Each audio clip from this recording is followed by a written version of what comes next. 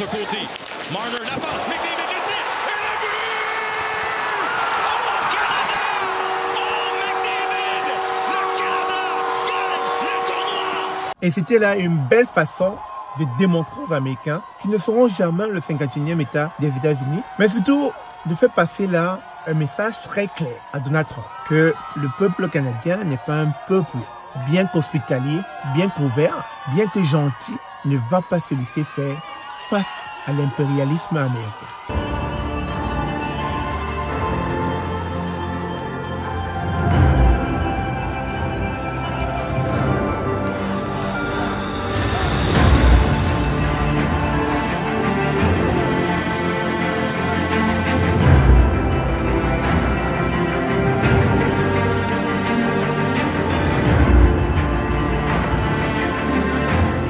Bonjour, bonsoir. Bienvenue sur la chaîne de l'immigration et de l'entrepreneuriat. Aujourd'hui, on célèbre la victoire canadienne. Aujourd'hui, les Canadiens peuvent être fiers d'eux. Aujourd'hui, les Canadiens ont gardé leur fierté face aux Américains. Vous savez, depuis un certain temps, Donald Trump envoie des pics, envoie des provocations ou alors nargue les Canadiens en voulant faire d'eux le 51e État des États-Unis. Ce qui ne plaît pas beaucoup aux Canadiens.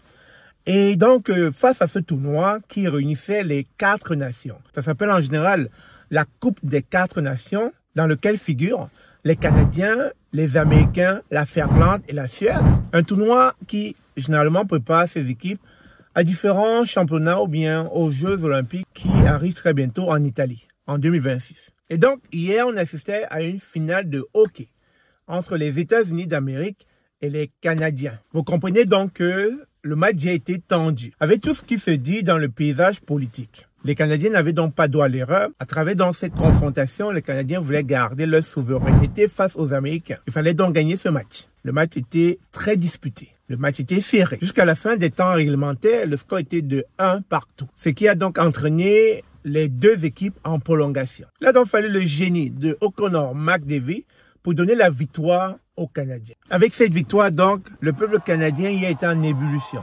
Ils étaient tous fiers. Ils étaient heureux d'être Canadiens. Et c'était là une belle façon de démontrer aux Américains qu'ils ne seront jamais le 51e État des États-Unis, mais surtout de faire passer là un message très clair à Donald Trump, que le peuple canadien n'est pas un peuple bien qu'hospitalier, bien qu'ouvert, bien que gentil, ne va pas se laisser faire face à l'impérialisme américain. Alors, je vous pose la question, vous qui êtes Canadien aujourd'hui, qu'est-ce qui vous rend fier d'être Canadien?